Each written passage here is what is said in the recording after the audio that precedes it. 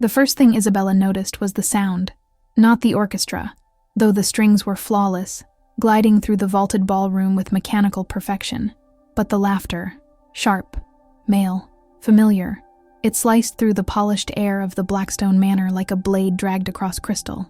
Her fingers tightened around the clutch in her hand as she stood just inside the entrance, beneath chandeliers worth more than her childhood home.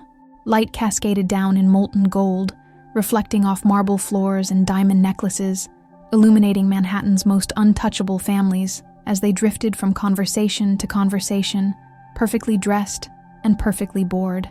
This was their world. And once, briefly, it had almost been hers. Isabella drew a slow breath and smoothed the emerald silk of her gown. The fabric hugged her curves elegantly, tasteful, expensive, impossible to criticize. She had chosen it carefully, knowing tonight would be a test, not for them, for herself. Her phone vibrated faintly in her palm. She glanced down for the fourth time in minutes. Nothing. No message, no reassurance, no steadying words in the voice she trusted more than her own. She swallowed. "I can do this," she whispered, more plea than statement. 6 months ago, she had promised herself she would never again allow rooms like this to make her feel small. She had promised him, Niccolo, that she didn't need rescuing, that she could face her past without hiding behind his shadow. Now, standing beneath the same chandeliers that had once witnessed her public destruction, that promise felt thinner than silk. Across the ballroom, the laughter came again. Daniel Rothschild stood near the champagne fountain, exactly where men like him always positioned themselves, centered, visible, elevated without effort. His tuxedo was bespoke. His smile was practiced. His arm rested lazily around a young blonde woman, whose dress cost more than most people's annual rent. Isabella felt it before she saw it. His eyes found hers.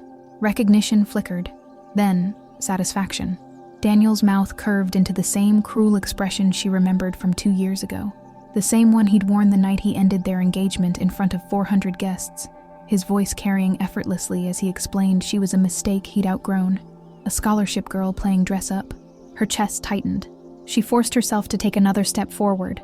She would not flee, not tonight, but fate, or cruelty, was already moving.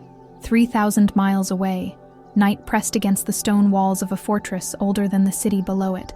Niccolo Michael's sun stood motionless before floor-to-ceiling windows overlooking New Orleans, the city glowing faintly beneath a veil of mist. His reflection did not appear in the glass. It never did. His hand rested flat against the window, fingers flexing slowly. He could hear her, not her voice, but the subtle betrayals of her body, the uneven rhythm of her heart, the slight hitch in her breathing, the way her pulse accelerated as familiar humiliation crept back into her veins. The blood bond sang with distress. His jaw tightened. In 1,000 years, Niccolo had mastered restraint. He had survived wars, betrayals, inquisitions, and the collapse of empires. He had learned patience so deep it bordered on myth, but the sound of Isabella's pain reached something ancient and feral inside him. A promise, long buried, began to stir. His phone vibrated against the desk. "Rebecca, the jet is ready. Say the word." He exhaled slowly, eyes darkening. He had sworn he would stay away tonight, had given her his word, had trusted her strength, even when every instinct screamed that the world she was entering did not deserve her. Another spike of emotion surged through the bond. Shame. Niccolo's pupils flared gold. Some vows, he decided, were made to be broken. Back in the ballroom, Daniel had already begun his approach. Isabella sensed him before he reached her, the way conversation subtly shifted, the way people leaned in just slightly, hungry for drama disguised as concern. The elite loved cruelty when it wore a tailored suit. Daniel stopped a few feet away, champagne flute lifted casually. "Well," he said, his voice smooth and loud enough to draw an audience. "If it isn't Isabella Chin." Her spine straightened. "Daniel," he looked her over deliberately, eyes lingering in a way that felt less appreciative than proprietary. "No date tonight?" he continued. Bold choice, especially for a woman your age. The words landed exactly where he intended. A ripple of quiet interest spread through the nearby guests. Gowns stilled, conversations paused. Isabella met his gaze. "Some of us don't measure our worth by who's standing beside us." Daniel laughed, a short, dismissive sound. "Still pretending, I see." He tilted his head. 2 years, Isabella. 2 years since I spared us both the embarrassment of that engagement. And you're still alone." The blonde at his side giggled. Isabella felt heat rise behind her eyes, but she did not look away. "I'm not alone," she said. Daniel's smile sharpened. "Then where is he?" The question echoed louder than he intended. Phones shifted subtly, screens angled. Isabella felt the walls closing in. Far away, ancient instincts snapped tight. Niccolo turned from the window. The hunt had begun. Daniel didn't wait for an answer. He never had. Instead, he took a small step closer, close enough that Isabella caught the sharp edge of expensive cologne and old entitlement. "Funny thing about imaginary men," he said lightly. "They always seem to vanish when things get uncomfortable." A few people chuckled, not loudly, just enough. Isabella felt the familiar pressure bloom in her chest, the sensation of being dissected by people who had never known hunger, never earned their seat at any table, yet felt qualified to judge who deserved one. She lifted her chin. "I don't owe you proof of anything." Daniel's smile widened. "Still defensive. That's always been your tell." He turned slightly, addressing the loose circle forming around them, as though Isabella were a curiosity on display. "She was like this when we were engaged," he continued. "Always chasing ideals, fairy tales. Thought love was something earned through effort." He glanced back at her, eyes glinting. "Turns out the world doesn't work that way." Isabella felt the blood drain from her face. She recognized this pattern, the slow dismantling, the way he reframed cruelty as honesty, humiliation as concern. Phones were out now. No one pretended otherwise. She took a step back. "Excuse me," she said quietly. Daniel moved with her. "Oh no," he said softly. "Don't run. Not again." His voice dropped, intimate, dangerous. "I'm trying to help you. Help." The word made something twist violently inside her. "You see," he continued, "if you just accept what you are, where you come from, you might finally stop setting yourself up for disappointment." Background. The word didn't need to be spoken. It hovered between them like a blade. Isabella felt something inside her fracture. "My life," she said, her voice trembling despite her effort, "is not something you get to summarize." Daniel tilted his head. "And yet, the results speak for themselves." The crowd murmured. Her breath came shallow now. She could feel it, panic threatening to rise, memories crashing in uninvited, the sound of laughter from 2 years ago, the heat of stage lights. The moment she realized the man she loved had chosen spectacle over mercy, she reached for her clutch with shaking fingers. She needed air, space, distance. Daniel's hand shot out. He caught her wrist, hard. Isabella gasped. Gasps rippled outward as well, but no one intervened. No one ever did. "Let go," she said, her voice low. Daniel leaned closer, his smile gone now. "Stop embarrassing yourself," he hissed. "You don't get to rewrite history just because reality didn't work out." She tried to pull free. His grip tightened. Something shifted in the air. High above, on the balcony level, a tall man in a dark suit straightened slightly. His gaze sharpened. His hand moved, not to intervene but to signal. Across an ocean, glass shattered in Niccolo's study. The sound of Isabella's fear slammed through the blood bond like a scream. Enough. Daniel's friend Marcus stepped in beside him, grinning, emboldened. "Come on, Dan," he said loudly. "You know how she is. Always waiting for some impossible savior." A laugh bubbled up around them. "What?" Marcus continued. "Still dreaming of some dark prince who'll sweep her away?" Isabella's blood ran cold. The word prince echoed dangerously. Daniel smirked. "Yes," he said. "That's it. She's holding out for something that doesn't exist." He leaned in, voice carrying. "Just like everything else she believes about herself." The room felt suddenly too small. Her vision blurred. She could taste copper at the back of her throat. Her phone vibrated. Once. She barely dared to look. "Unknown number. He does not tolerate disrespect toward what he protects." Isabella froze.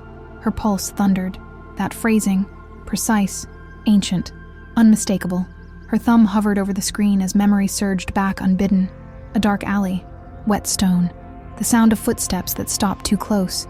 The night the world had learned she was not unprotected. A shadow had become a man. A voice had declared ownership. Not possession, but promise. Mine. Daniel noticed her distraction. "What's that?" he sneered. "Finally texting for help?" She lifted her eyes to him, and for the first time that evening, she smiled. Not weak, not defensive, certain.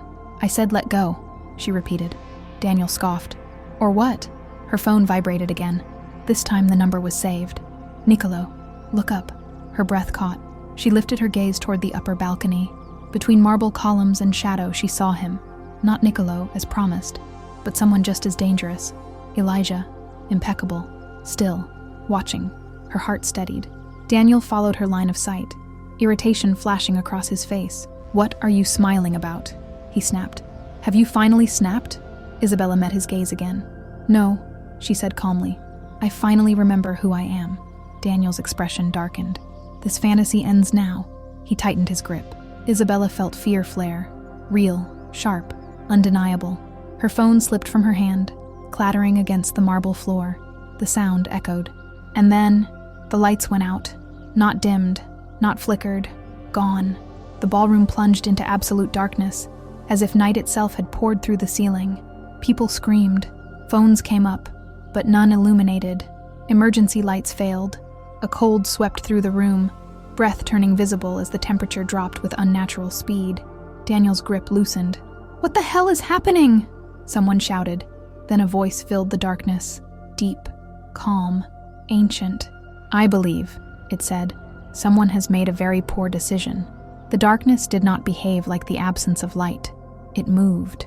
It pressed inward from the edges of the ballroom, thick and deliberate, swallowing the chandeliers, the gilded walls, the expressions of wealth and superiority that had once ruled the room. The air changed instantly, the warmth replaced by a biting cold that settled into bone and marrow. Breath fogged, jewelry felt heavier. Fear arrived fully formed, instinctive and irrational. Daniel stumbled backward, his hand finally releasing Isabella's wrist as confusion overtook cruelty. "What? What is this?" he demanded, his voice cracking despite his effort to sound in control. No one answered. The darkness answered instead. A single step echoed across marble, then another, measured, unhurried. The voice returned closer now, its accent smooth and old, carrying authority that did not need to raise itself to be obeyed. "You were warned," it said mildly. Daniel spun in place, panic flickering across his face. "Who's there?" he shouted. "This isn't funny." A ripple of terror ran through the crowd as people realized something was very wrong. Phones still refused to work. Emergency exits remained swallowed by shadow. The orchestra had fallen silent, musicians frozen mid-movement, instruments clutched like useless talismans. Isabella stood very still. Her heart was racing, but not with fear, with recognition, with relief so profound it nearly brought her to her knees. The darkness shifted. A spotlight ignited at the center of the ballroom, bright and unforgiving. He stood within it, Niccolo Michael's son, impossibly composed, perfectly dressed, a black suit cut with surgical precision, his posture relaxed, his presence so dense it bent the attention of every living soul toward him without effort. His eyes glowed, not with rage yet, but with something far more terrifying, judgment. Gasps tore through the room. Daniel stared, mouth opening and closing uselessly. That's not possible," he whispered. Niccolo's gaze slid to him. It felt like being pinned by something prehistoric. "You," Niccolo said calmly, as though identifying an insect, "have been touching what belongs to me." Daniel shook his head violently. No, I don't know who you think you are." "I know exactly who you are," Niccolo interrupted. His voice never rose. It didn't need to. "A man who mistakes proximity to power for possession of it. A man who believes cruelty is strength because he has never known either." The temperature dropped again. Isabella felt it like a rush of cold fire along her spine. Daniel backed away, colliding with a table. Glass shattered. "This is some kind of trick," he said desperately. "Security. Someone call security." No one moved. They couldn't. Niccolo turned his attention fully to Isabella. The room ceased to matter. His expression softened instantly, the terrifying weight lifting just enough for something achingly human to emerge. "Are you hurt?" he asked gently. She shook her head, tears finally spilling over. "No, not anymore." He crossed the distance between them without haste, each step echoing like punctuation. When he reached her, he lifted her chin with 2 fingers, inspecting her wrist where red marks bloomed beneath pale skin. Something dark flashed behind his eyes. He kissed her knuckles reverently. "I am sorry," he murmured. "I promised I would stay away." She smiled through tears. "You tried. That counts," he agreed softly. Then he straightened. The room trembled. Niccolo turned back to Daniel. "Now," he said conversationally, "we address you." Daniel collapsed to his knees without understanding why. I didn't know, he sobbed. I swear, I didn't know she was protected, Niccolo supplied. Loved? Chosen? He crouched to Daniel's level, golden eyes blazing now. Your ignorance does not absolve you. The crowd watched in horrified silence. You will leave this city tonight, Niccolo continued. You will never speak her name again. You will liquidate half of your wealth and fund scholarships for people like the woman you tried to break. Daniel nodded frantically. Yes, anything. And, Niccolo added, smiling pleasantly, you will remember this moment every time you feel powerful. He stood. Daniel fled. The darkness receded. Lights returned. The ballroom erupted into stunned chaos. Whispers, cries, disbelief. Niccolo turned back to Isabella, lowering himself onto one knee. Gasps rang out anew. My love, he said, holding up a ring that caught the light like captured starlight itself. Will you marry me and allow me the honor of standing beside you for eternity? Isabella laughed, sobbed, and said yes, all at once. The months that followed rewrote history. Their wedding took place in New Orleans, beneath stone arches older than the nation itself. Isabella wore ivory silk once touched by queens long dead. Niccolo stood radiant beside her, ancient and new all at once. But power never comes unchallenged. The cathedral doors burst open before the vows could begin. Enemies, treaties, demands. They questioned her worth. They questioned her choice. They underestimated her. Isabella faced them without flinching. She endured the trials of mind, heart, and soul, not because she was protected, but because she was strong. When the final challenge broke against her resolve, supernatural law itself bent in acknowledgement. She was worthy. The bells rang. They were married. Later, as they stepped into sunlight, Isabella saw Daniel watching from afar, smaller than ever. She smiled, not for him, for herself. And as Niccolo led her away, she understood something fundamental at last. She had never been a guest in anyone's world. She had been a queen waiting for her crown.